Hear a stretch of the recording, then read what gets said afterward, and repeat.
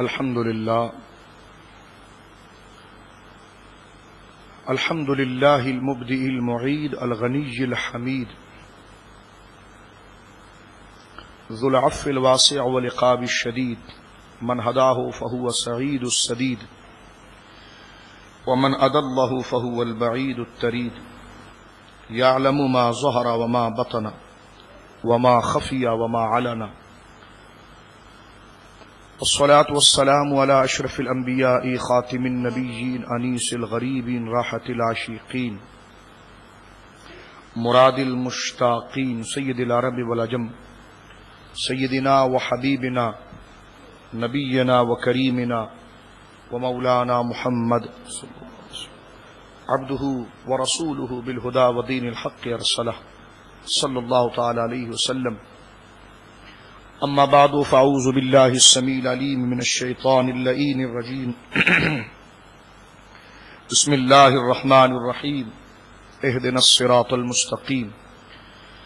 صراط الذين أنعمت عليهم غير المغضوب عليهم ولا الضالين. آمنت بالله صدق الله العظيم إن الله وملائكته يصلون على النبي يا أيها الذين آمنوا صلوا عليه وسلموا تسليما.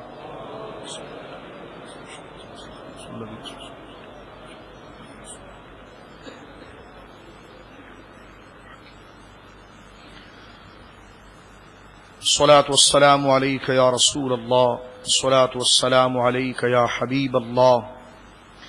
محبت سے مل کر پڑھیں الصلاة والسلام عليك يا نبي الله الصلاة والسلام عليك يا رحمة للعالمين الصلاة والسلام عليك يا جد الحسن والحسين. اللہ کی حمد و ثنا نبی کریم صاحب التکریم علیہ الصلاۃ والتسلیم کی بارگاہ مقدسہ میں انتہائی عقیدت اور احترام کے ساتھ اجلال و ادب کے ساتھ درود و سلام پیش کرنے کے بعد تمام تعریف اللہ وحدہ لا شریک کے لیے ہے. عزیزان گرامی رفیقان ملت، یہ اللہ رب العالمین کا بے حد و قیاس ہم پر کرم و فضل ہے کہ اس نے اپنے محبوب حضور سید غوث اعظم قدس السر العزیز کے ذکر پاک کے لیے اور آپ کے مناقب عالیہ کو ذکر کرنے کے لیے ہم تمام کو یہاں پر حاضری کا شرف بخشا. دعا کیجیے اللہ رب العالمین اپنے اس محبوب سرکار غوث اعظم قدس السر العزیز کی بارگاہ میں ہماری حاضری کو اپنی بارگاہ میں مستجاب و مقبول فرمائے، اور کل قیامت کے دن اللہ رب العالمین دنیا میں بھی اور کل قیامت میں بھی حضور سید غوث اعظم قدس السر العزیز کے کمالات سے اور آپ کی عظمتوں کے چشمے سے اللہ رب العالمین ہمیں سیراب فرمائے. حضرات گرامی، حضور سید غوث اعظم قدس السر العزیز کی جو شخصیت ہے اور آپ کا جو مرتبہ و مقام ہے، مجھ جیسا ہیچ مدہ ہرگز اس بات کی وقت و حیثیت نہیں رکھتا، اور نہ مجھ جیسا نا اہل اور بیکار شخص اس بات کی ہمت رکھتا ہے کہ آپ کے مرتبہ عالیہ پر کسی سلسلے میں کوئی گفتگو کر سکے. لیکن آپ نے جو خود اپنے بارے میں ارشاد فرمایا ہے اور اجلہ محققین اور مورخین نے جو آپ سے سنا اس کو سندن آپ سے جو لیا اور اخذ کیا اور اپنی مضبوط کتابوں کے اندر، اپنی مسلم کتابوں کے اندر اس کو جمع کیا، وہ شخصیات بھی جنہوں نے آپ سے فیض حاصل کیا اور جن سے آپ کا تذکرہ آگے کی جانب بڑھا، وہ شخصیات بھی تاریخ اسلام کے اندر ایک بہت بنیادی حیثیت رکھتی ہیں، اور جن کتابوں کو آپ کی جانب نسبت حاصل ہوئی، جو خود آپ کی تصنیف کردہ کتابیں تھیں، جو خود آپ کے فرمودات تھے، جو خود آپ کی تحقیق تھی، اور پھر دوسرا کہ جو آپ کی سیرت پاک پر ان اجلہ اور مسلم علماء نے جو گفتگو فرمائی اور آپ کی سیرت کو منضبط کیا، جمع کیا، تو وہ کتابیں بھی تاریخ اور سیرت کی دنیا کے اندر بڑی بے نظیر اور بے مثال رہی ہے. اولیاء کاملین کے دربار کے اندر کسی کو یہ شرف حاصل نہیں ہوا جو شرف میرے غوث اعظم قدس السر العزیز کو حاصل ہوا ہے کہ اللہ رب العالمین نے آپ کو زندگی کے ہر شعبوں میں اور فضیلت کی ہر جہت کے اندر یکتا اور منفرد بنایا ہے۔ یہ بات صرف مرید ہونے کے حوالے سے نہیں ہے، بلکہ اپنے اور غیر دونوں اس بات کو قبول کرتے ہیں کہ جسے اللہ رب العالمین نے، میرے جملوں پر غور کیجئے گا، کہ جسے اللہ رب العالمین نے نبی کے اتباع اور اطاعت میں جو فضیلت کی جہتیں ہوتی ہیں، زاویے ہوتی ہیں، کوئی ایک جہت سے منور ہوتا ہے، کوئی دوسری جہت سے منور ہوتا ہے، لیکن جو فضیلت کی جہت میں اور حضور کی اتباع اور آپ کی اطاعت میں ہر جہت سے گویا کہ منور ہوا، اور آپ کی جہت سے منور ہونے کے بعد صفت القدیر کا مصداق ہوا، وہ حضور سید غوث اعظم ہے۔ اور اس پر آج نہیں، اجلہ علماء نے اس بات کو گفتگو میں لیا، اور سرسری انداز میں نہیں، بڑی تحقیق کے ساتھ، بڑے شوق کے ساتھ، بڑی محبت کے ساتھ، بڑے استدلال کے ساتھ، بڑے یقین کے ساتھ، اور آنے والی امتوں کے دلوں کے اندر بارگاہ غوثیت اور منصب غوثیت اور بالخصوص ذات غوث اعظم کی محبت کو ودیت کرنے کے لیے اور آپ سے استفادہ فیض حاصل کرنے کی جستجو ان کے اندر پیدا کرنے کے لیے ان تمام علماء نے بڑا اہتمام فرمایا ہے۔ میں نے گزشتہ سال سے پہلے بھی اللہ رب العالمین نے ہمیں یہ شرف عطا فرمایا کہ ہم نے حضور سید غوث اعظم پر مختلف عنوان سے جو بزرگوں نے لکھا ہے، وہ ہماری کوئی تحقیق نہیں تھی، نہ مجھ جیسے حقیر آدمی کی یہ جرت ہے کہ آپ کے مقام پر میں کچھ گفتگو کر سکوں، لیکن جو بزرگوں نے آپ کے مقام کو سمجھا، سمجھنے سے مراد جو آپ نے اپنی معرفت انہیں عطا فرمائی اور انہوں نے جن باتوں کو نقل فرمایا، الحمدللہ وہ سیڈیز بھی آپ دیکھ سکتے ہیں۔ کیونکہ وقت آج بہت مختصر ہے، اس لیے میں صرف اس عنوان کو گنواتا ہوں، اور آج ایک خاص ٹاپک آپ کے سامنے رکھنا چاہ رہا ہوں، اس لیے میں پہلے اس تمہید کو پیش کر دوں کہ تاریخ کے حوالے سے جو میں نے عرض کیا کہ حضور کی اتباع اور حضور کی فرمان برداری میں ہی اللہ رب العالمین کی جانب سے انعامات ملتے ہیں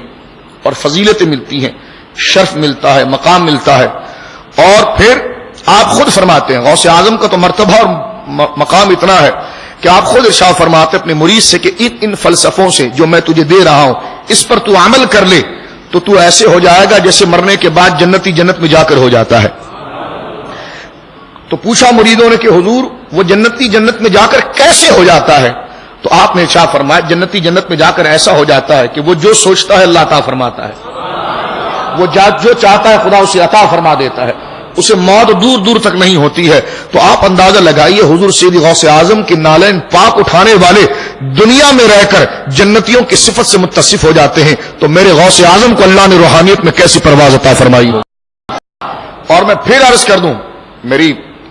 یہ ویڈیو بھی ریکارڈ ہو رہی ہے، یہ نیٹ پر بھی جا رہا ہے، میرے سننے والے اس بات کو سمجھ لیں کہ اس بات میں محض مبالغے سے نہیں کہہ رہا،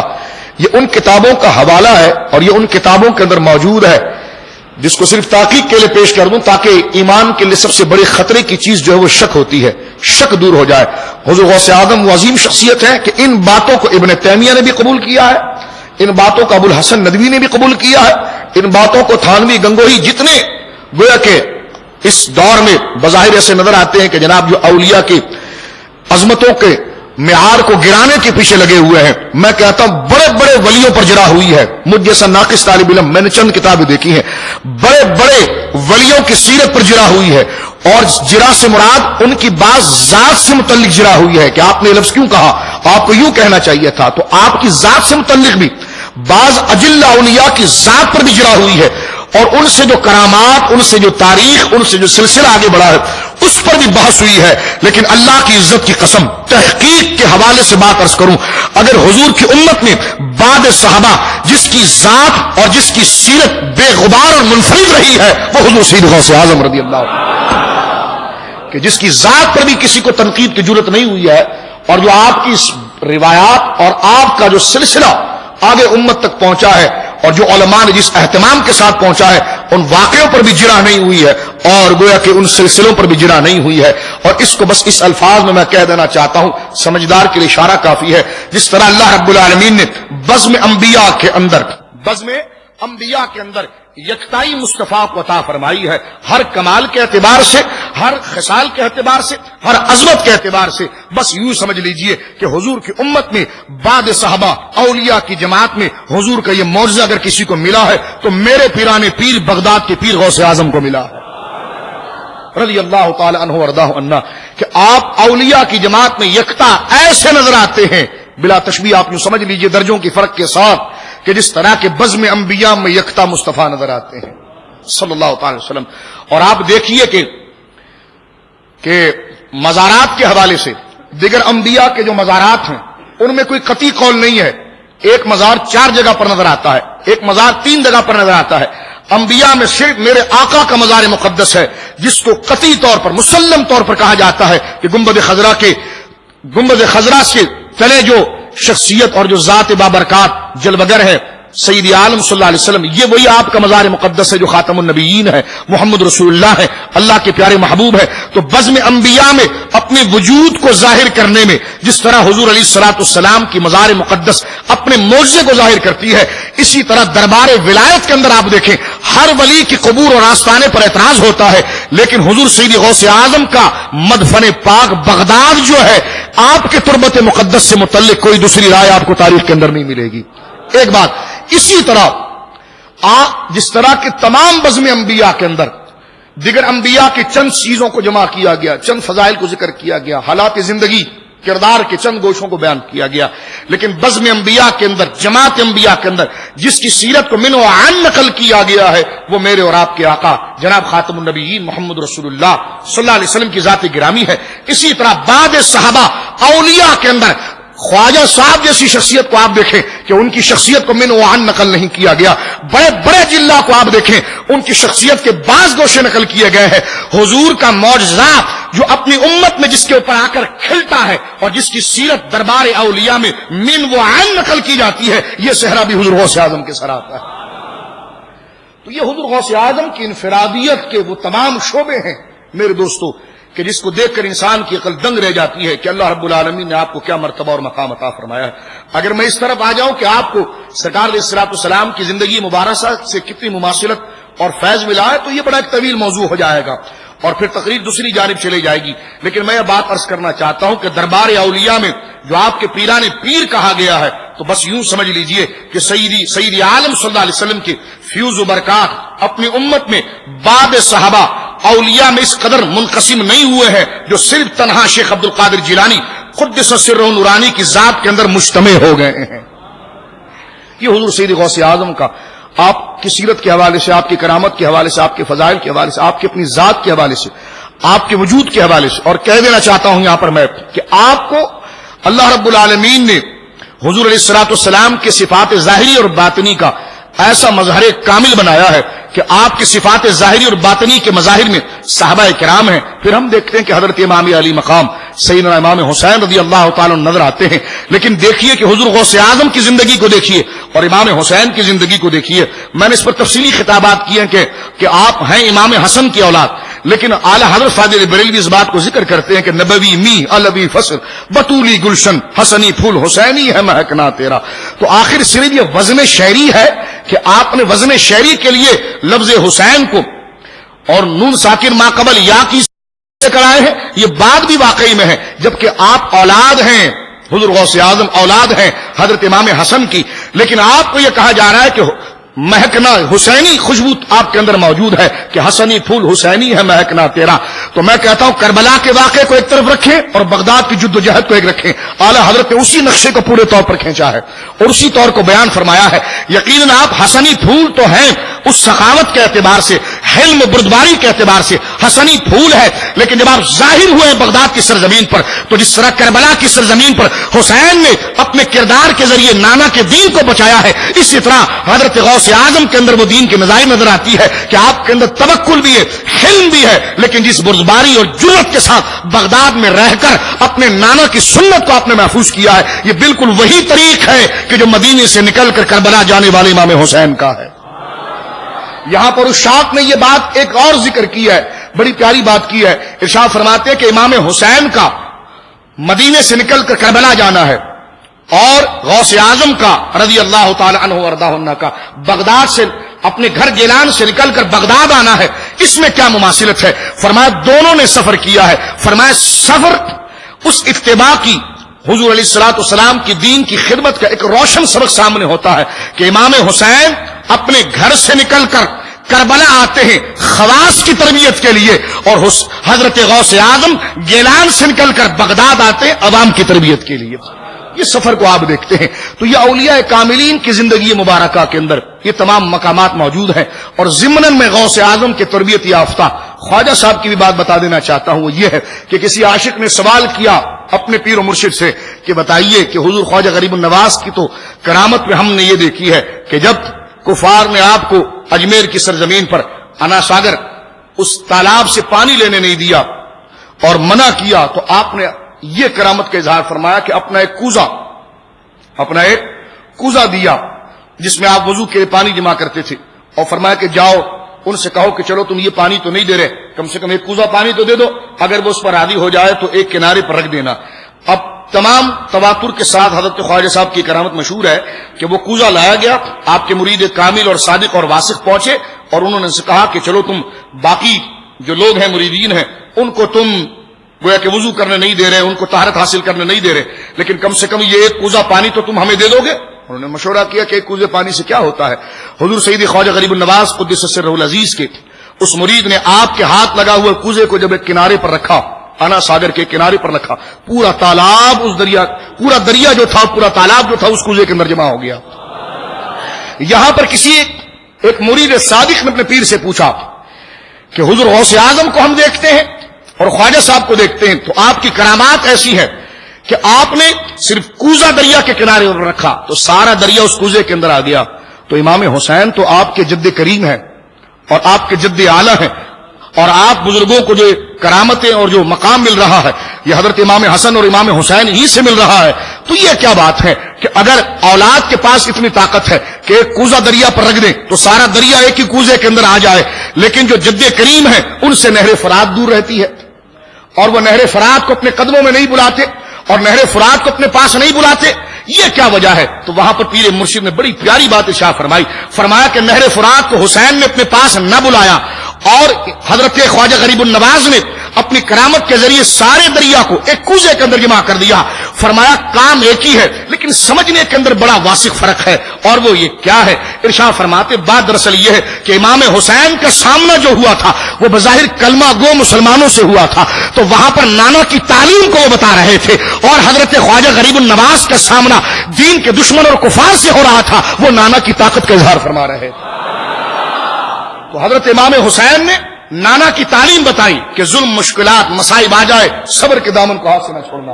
اور خواجہ غریب النواز کا مقابلہ جو ہوا تھا وہ دین کے دشمن اور کفاروں سے ہوا تھا, تو وہاں پر وہ اپنے نانا کی طاقت بتا رہے تھے کہ دیکھو میں ان کی اولاد میں سے ہوں, اگر میں ایک کوزہ لا کر دریا کے کنارے پر رکھ دیتا ہوں سارا دریا اس کوزے کے اندر آ جاتا ہے, تو اندازہ لگاؤ میرے نانا حضور رسول کریم صلی اللہ علیہ وسلم اور حضرت امام حسین اور حسن کی کیا شان ہوگی. تو یہ بات کی ساری چیزیں جو دوستو چلتی ہیں یہ کرامات کے اعتبار سے, یہ نبی کا فیض ہوتا ہے, یہ نبی کا فیض ہوتا ہے جو آگے چل کر چلتا ہے. تو حضور سید غوث اعظم قدس سرہ العزیز کو اللہ رب العالمین نے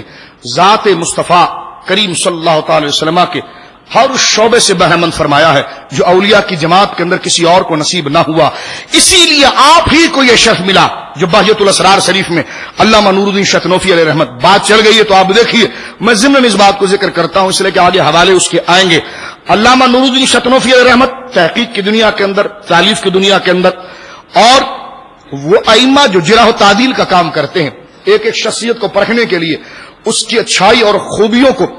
اور اس کی برائی اور نقص کو ظاہر کرنے کے لیے بڑی جستجو باریک بینی سے کام لیتے ہیں کہ کہیں ایسا نہ ہو جائے. علماء کا ایک شعبہ ہے جو اسماء الرجال پر کام کرتا ہے, وہ علماء کی فیلڈ اتنی حساس ہے کہ وہ شخص جو اسلام میں مشہور رہا ہو یا اسے کوئی بڑی بات کر دی ہو یا اس سے دین کا بہت بڑا کوئی کام ہو رہا ہو یا پھر وہ دینی لوگوں کے درمیان بڑا مشہور و معروف ہو رہا ہو یا پھر وہ کسی دینی شعبے میں خدمت کر رہا ہو, تو پھر یہ علماء کی ذمہ داریاں اب ان کو تیار کرتی ہے, برانگیختہ کرتی ہیں. یہ کھڑے ہو جاتے ہیں شخصیت کے اوپر کہ جناب جو دین میں آ کر اتنا بڑا کام کرنے کی کوشش کر رہا ہے, کسی شخصیت پر تبصرہ کرنے کی کوشش کر رہا ہے, دین کے کسی شعبے کی تعویل و تفسیر کرنے کی کوشش کر رہا ہے, تو پہلے دیکھے تو صحیح ہے شخص کی خود حیثیت کیا ہے. تو یہ علماء کی پوری ٹیم اس بندے کی تحقیق میں لگ جاتی ہے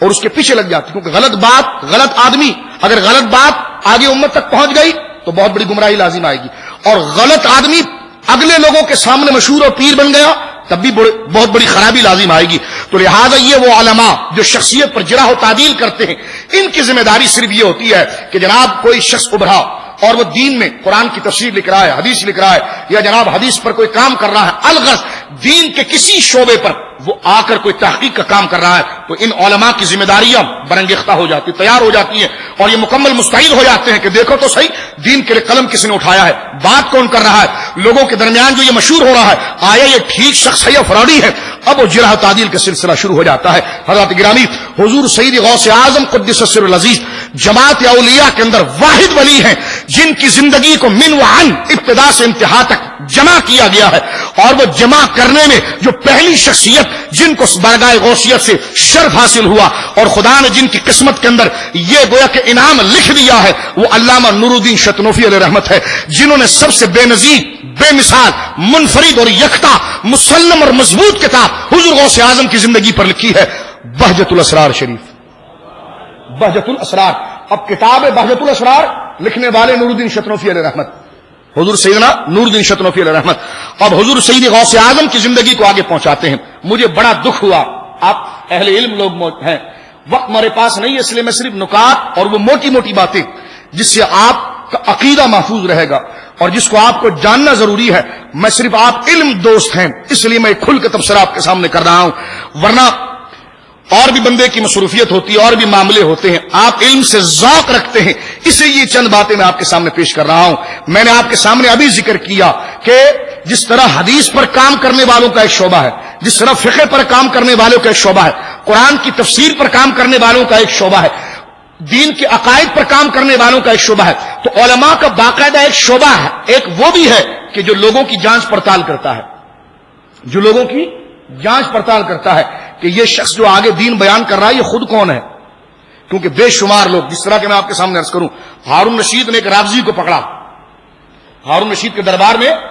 ایک رافضی کو لایا گیا اور پتا چلا کہ یہ بدبخت سنی بن کے حدیث بیان کرتا تھا، سمجھ رہے؟ اس موضوع کی حساسیت آپ دیکھیں آپ ذرا، اس لیے میں ذرا اس طرف آ رہا ہوں۔ ہارون رشید کے دربار میں ایک رافضی کو لایا گیا اور کہا گیا کہ حضور یہ سنی بن کر ہے، یہ شیعہ سنی بن کر یہ حدیثیں گڑھتا تھا اور آگے تک حدیثیں پہنچاتا تھا اور جھوٹ بولتا تھا، جن محدثین سے اس کی ملاقات نہیں ہوئی ہے جھوٹ بولتا تھا میں نے فلاں محدث سے حدیث سنی ہے، اور جن کو اس نے کبھی دیکھا بھی نہیں ہے جھوٹ بولتا تھا کہ میں نے فلاں سے سنی ہے، اور فلاں بزرگ نے کوئی حدیث بیان بھی نہیں کی۔ مثال کے طور پر بغداد کے رہنے والے کسی بزرگ نے بات نہیں کی ہے، یہ بصرہ میں جا کر کہتا تھا کہ دیکھو میں بغداد سے آیا ہوں اور میں ان کی محفل میں بیٹھا تھا، انہوں نے یہ باتیں پیش کی ہے، تو ایسی کم سے کم اس نے ایک نہیں لاکھوں حدیثیں گڑھی تھی، کتنی لاکھوں جھوٹی باتیں رسول اللہ کی طرف منسوب کی۔ دیکھا آپ نے، اب علماء کا وہ درجہ متحرک ہوا کہ جناب یہ حدیثیں جو بیان کر رہا ہے یہ لگتا تو نہیں کہ حضور کے مزاج کے موافق ہے، حضور ایسی باتیں کبھی نہیں فرما سکتے۔ پکڑا گیا، اسے پکڑ کر لایا گرفتار کر کے ہارون رشید کے دربار میں، اور جب تحقیق کی گئی تو واقعی میں وہ سنی نہیں تھا اور رافضی تھا، بغض صحابہ میں حدیثیں بیان کر رہا تھا کہ سرکار نے صحابہ کے بارے میں یہ کہا معاذ اللہ، اور وہ تنقیص کی باتیں جمع کر رہا تھا۔ جب پکڑ لیا گیا اور ہارون رشید کے دربار میں لایا گیا، مارا پیٹا گیا، تو اس نے اگلا کہ ہاں میں رافضی ہوں اور کئی سالوں سے میں حدیثیں گڑھ رہا تھا، کئی سالوں سے میں حدیثیں گڑھ رہا تھا۔ اس سے پوچھا گیا تو چند حدیثوں کی اس نے بات کی، بعد میں فتویٰ دیا گیا کہ اسے قتل کر دیا جائے، اس نے بڑے بڑے توہین کا ارتکاب کیا، تفصیل میں نہیں جاتا، اس پر کئی شدید الزامات تھے، قتل کر دیا جائے، تو مسکرانے لگا۔ ہارون رشید نے کہا ہنستا کیوں ہے؟ تو کہنے لگا ہنسا اس لیے ہوں کہ مجھے تو مار دو گے، لیکن جو میں نے تمہارے علاقوں میں اور تمہارے مختلف ممالک میں جھوٹی روایتیں پھیلا دی، اس کا کیا ہوگا، اس کا کیا ہوگا؟ اور میں تو یہ داڑھی میری سفید ہو گئی ہے، میں تو بچپنے سے یہ کام کر رہا ہوں۔ اس وقت ہارون رشید اپنے مسند سے کھڑے ہو کر کہنے لگا کہ اگر تم مرتے دم تک جھوٹی روایتیں پھیلاتا رہتا تب بھی سنی مذہب کو کچھ نہیں ہوتا، اس لیے ہمارے درمیان اشارہ کر کے بتایا امیر المومنین عبداللہ بن مبارک جیسے لوگ موجود ہیں کہ جھوٹ کسی آنے میں بیان کر دے اس کو سون کر فوراً پکڑ لیں گے۔ تو ایسے یہ وہ عظیم علماء ہوتے ہیں، توجہ آپ کی دلانے کے لیے وسیع کرنے کے بعد عرض کر رہا ہوں، یہ وہ علماء ہوتے ہیں جن کا کام یہ ہوتا ہے کہ کوئی بات اگر مشہور ہو جائے، کوئی حدیث مشہور ہو جائے، کوئی شخصیت مشہور ہو جائے، کوئی تحقیق مشہور ہو جائے، تو یہ علماء کا طبقہ اس تحقیق کے پیچھے لگ جاتا ہے کہ آخر یہ روایت لایا کہاں سے، یہ بندہ خود کون ہے، کس سے پڑھا تھا، کہاں پیدا ہوا تھا، اس کا استاذ کون ہے، اس کا باپ کون ہے، اس کا علاقہ کون سا ہے۔ ایک ایک کر کے راویوں کو ٹٹولتے ہیں. اب بتائیے کتنی حساس فیلڈ ہے. تو دعا کریں اللہ ان علماء کی قبروں پر کروڑ رحمت نازل فرمائے جنہوں نے اپنی پوری زندگی دین کو بچانے کے لیے اور دین کے ہر گوشے کو محفوظ کرنے کے لیے آپ نے وقف کر دی ہے. اب انہی علماء نے جب غوث اعظم کو دیکھا, اب آئیے سمجھے آپ, اس طریقے سے میں آپ کو لے کر آ رہا تھا. انہی علماء نے جب غوث اعظم کو دیکھا, ان علماء میں سب سے بڑا نام جس شخصیت کا آتا ہے وہ حضرت علامہ شمس الدین ذہبی کا آتا ہے, علامہ ابن حجر اسقلانی کا آتا ہے, امام ملت والدین علامہ جلال سوطی کا آتا ہے, اور سن لیجیے ان میں ایک عظیم نام محدث ابن جوزی کا آتا ہے. میں آپ کو کہتا ہوں میرے پاس وقت نہیں ہے, خدا کی قسم آج میرے پاس وقت ہوتا تو میں آپ کے سامنے ان کے سارے حوالے پڑھ کے بتاتا, لیکن میں آپ کو دعوت فکر دیتا ہوں کہ میری پرانی تقریریں بھی دیکھیں, میں نے اس میں تفصیل کے ساتھ ذکر کیا ہے. غوث اعظم کو کبھی ابن حجر کی زبان سے سن کر دیکھیں, غوث اعظم کو کبھی امام ذہبی کی زبان سے سن کر دیکھیں, غوث اعظم کو کبھی ابن جوزی کی زبان سے سن کر دیکھیں, غوث اعظم کو کبھی امام سیوطی کی زبان سے سن کر دیکھیں. یہ وہ ائمہ ہے جو بڑے بڑے کو نکیل دیتے ہیں, لیکن جب غوث پاک کا نام آتا ہے تو سر کو جھکا دیتے ہیں. تو یہ ہے میرے غوث اعظم کی شان. دیکھ لیا آپ نے کہ غوث اعظم کا مرتبہ اسلام میں کتنا بلند ہے. یہ تو ذات کی بات تھی کہ یہ سر کو جھکا لیتے ہیں, یہ تو سر کو جھکا لیتے ہیں. اور بڑی بات کیا کی جائے, ابن تیمیہ نے اپنی کتاب اور فتاوے ابن تیمیہ جلد نمبر 11 اور 10 کے اندر جو تصوف پر اس نے بحث کی ہے وہاں پر تفصیل کے ساتھ لکھا ہے, اور یہاں تک وہ پہنچا ہے اور اس نے کہا ہے کہ میرا دل آپ کی عقیدت میں جھکا ہوا جاتا ہے. اور وہ کہتا ہے کہ میرے والد ابن تیمیہ جیسا شخص کہ جس کو یہ کہا جائے کہ بندر کبھی ادرک کھائے تو اس کو ذائقہ آ جائے, آپ کہیں میں اس بات کو نہیں مان سکتا. اسی طرح ابن تیمیہ کسی ولی کی تعریف کر دے یہ سمجھ میں نہیں آ سکتا, لیکن یہ غوث اعظم ہے, یہ پیران پیر ہے, یہ باز اللہ یا شب ہے, یہ خدا کے وہ شیر ہے جو دشمن خدا پر گھات لگائے بیٹھے رہتے ہیں. آپ کو خدا نے اتنا مرتبہ عطا فرمایا ہے کہ اپنوں کے دل میں تو محبت ڈالی ہے, دشمنوں کے دلوں میں آپ کا رعب ڈالا ہے, دشمنوں کے دلوں میں رعب ڈالا ہے. ابن تیمیہ نے وہ کبھی اس بات کو مانتا نہیں ہے, وہ خواب کا قائل نہیں ہے, وہ واسطوں کا قائل نہیں ہے, لیکن میں آپ کو کہتا ہوں فتاوی ابن تیمیہ جلد نمبر 11 آپ دیکھیے, اس نے اپنے باپ کے کئی خواب ذکر کیے ہیں کہ میرے باپ نے غوث اعظم کو خواب میں دیکھا, میرے باپ کے ایک دوست تھے ان کے پاس غوث اعظم خواب میں تشریف لائے, یہ واقعہ بیان کیا. میں انگوش بدندار رہ گیا کہ اس نے کسی عالم کو نہیں چھوڑا, کسی صوفی کو نہیں چھوڑا, یہاں تک کہ محی الدین ابن عربی جیسے لوگوں کا اس نے تعاقب کیا ہے. اگر اس کی زبان کسی کے سامنے گنگ اور یہ کسی کے سامنے گونگا اور اس کا سر کسی کے سامنے جھکا ہے تو وہ میرے پیرانے پیر کے سامنے جھکا ہے. تو اندازہ لگائیے یہ غوث اعظم کی ذات پر تبصرہ ہو رہا ہے. کس پر بولے؟ ذات, کیونکہ ایک ذات ہوتی ہے پھر ایک ذات سے متعلق جو آگے تحقیق چلتی, یہ تو ذات تھی. اب یہ جو ائمہ جن کی ذمہ داری ہے جو ٹٹولتے ہیں, جو نباز جس میں ہارون رشید کا واقعہ پیش کیا, وہ تمام غوث اعظم کو اپنا مقتدا کہتے ہیں, غوث اعظم کو اپنا مقتدا کہتے ہیں, امام کہتے ہیں. اب غوث اعظم پر جو کتابیں لکھی گئی ہیں, اب ان علماء کی دوسری ذمہ داری یہ شروع ہو جاتی ہے کہ دیکھو غوث اعظم تو ہمارے امام ہیں, لیکن ان کی جانب کوئی غلط بات منسوب نہ ہو جائے,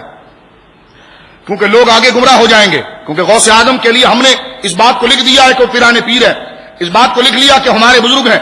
رشید احمد گنگوہی سے کسی نے پوچھا, عاشق رائے مرٹھی لکھتے ہیں تذکرۃ رشید میں کہ رشید احمد گنگوہی بیٹھا ہوا تھا, کسی نے پوچھا کہ حضور شیخ عبد القادر جیلانی قدس سر العزیز کو لوگ پیرانے پیر کہتے ہیں, اور کہتے ہیں کہ حضور غوث اعظم کا یہ قول ہے کہ قدمی ہاذہی علی رقبۃ کل ولی اللہ, کہ جتنے ولی ہیں ان کی گردنوں میں شیخ عبد القادر جیلانی کا گویا کہ قدم موجود ہے. تو کیا مولانا ان کے مریدین کہتے ہیں, ان کے چاہنے والے کہتے ہیں کیا غوث اعظم کے بارے میں جو لوگ سے مراد ہم سنی ہیں نا,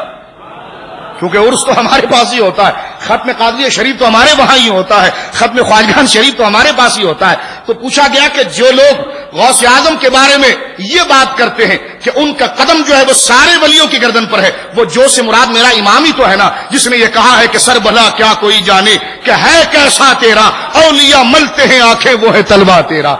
یہ بات تو کسی اور نے نہیں کی نا, یہ تو میرے امام نے کی ہے. یہ تو سنیوں کا یہ نظریہ ہے, تو وہ نام سنیوں کا نہیں لیتا, کہتا جو یہ کہے کہ شیخ عبد القادر جیلانی پیرانے پیر ہیں اور ان کا قدم جو ہے وہ ساری ولیوں کی گردنوں پر ہے, اس بات کو مانا جائے گا. گنگوئی نے دوسری راہ نہ پکڑی بلکہ ڈائریکٹ کہا بات بالکل درست ہے, وہ پیرانے پیر ہے اور ان کا قدم ہر ولی کی گردن کے اوپر ہے. اب میرے پاس وقت نہیں ہے، میں کہاں کہاں لے جا کر آپ کو حوالے بتاؤں کہ حضور غوث اعظم قدس السر العزیز وہ عظیم شخصیت ہے کہ بڑے بڑے کے سورج غروب ہو گئے ہیں، لیکن میرے غوث کا سورج آج بھی افق پر چمک رہا ہے،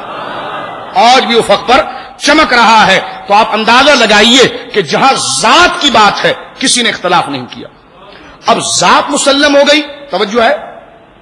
ذات مسلم ہو گئی، اب فیض آگے چلنا چاہیے۔ ان علماء کی ذمہ داریاں اب مکمل نہیں ہوئی، یہ ذمہ دار علماء ابھی سبکدوش نہیں ہوئے۔ ان کا کام ہوتا ہے ذات کے حوالے سے، پھر ذات سے جو تعلیم کا اجرا آگے ہو رہا ہے اس حوالے سے۔ تو انہوں نے ذات کے حوالے سے تو کہہ دیا کہ غوث اعظم امت کے امام ہیں، غوث اعظم امام الموحدین ہیں، غوث اعظم اولیاء کے سردار ہیں، لیکن اب غوث اعظم کی جو بات آگے جا رہی ہے وہ غوث اعظم نے کی بھی ہے کہ نہیں کی ہے؟ اب یہ سوال بنتا ہے۔ غوث اعظم نے جو باتیں فرمائی ہے اور آج جو ہمارے معاشرے میں مشہور ہوئی ہے، بے شمار کتابیں غوث اعظم پر لکھی گئی ہے، سمجھ رہے ہیں آپ؟ تو وہ غوث اعظم نے کی بھی ہے کہ نہیں کی ہے؟ غوث اعظم نے ان باتوں کو ارشاد فرمایا کہ بھی نہیں فرمایا؟ اب وہ علماء کتابوں کی طرف آ گئے،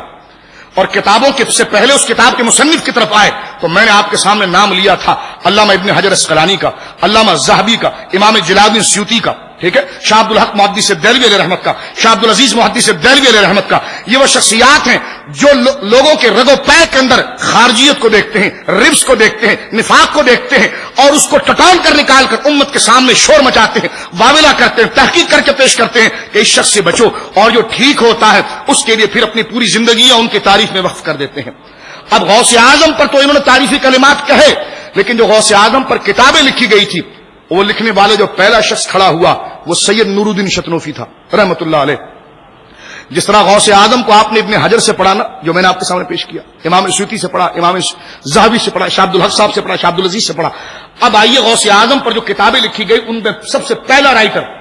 اور سب سے مسلم رائٹر جس کو ہم سنی اپنے سروں پر بٹھاتے ہیں، علامہ سید نور الدین شتنوفی علیہ رحمت۔ آئیے ابن حجر اسقلانی سے پوچھیے یہ شخص کیسا تھا؟ غوث اعظم کی شخصیت تو نرالی ہے، لیکن غوث اعظم کے فیض کو جو آگے بڑھا رہا ہے یہ خود بندہ کیسا ہے، اس کے بارے میں بتائیے۔ امام ذہبی ہو، علامہ ابن حجر اسقلانی ہو، شاہ عبد الحق محدث دہلوی ہو، شاہ عبد العزیز محدث دہلوی ہو، امام سیوطی ہو، یہ تمام کہتے ہیں کہ جس طرح غوث اعظم کی شخصیت بے نظیر و بے مثال ہے، اس طرح آپ پر جس نے کام کیا ہے وہ مصنف علامہ شتنوفی بھی اپنا کوئی ثانی نہیں رکھتا ہے۔ کڑی جڑتی جا رہی ہے،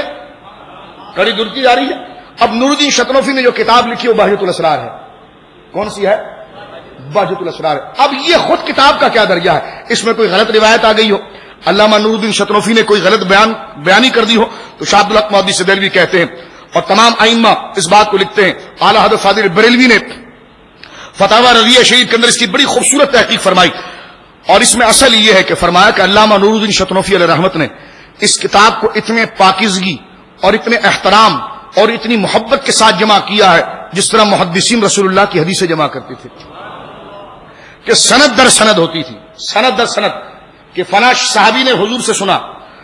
صحابی سے تابعی نے سنا، تابعی سے تبع تابعین نے سنا، تبع تابعین سے ان کے شاگرد نے سنا، ان کے شاگرد سے ان کے شاگرد نے سنا، ان کے شاگرد سے امام بخاری نے سنا، جو سندیں چلتی ہوئی آتی ہیں۔ اسی طرح علامہ نور الدین شتنوفی علیہ رحمت نے غوث اعظم سے حدیث کی سند کے طریقے پر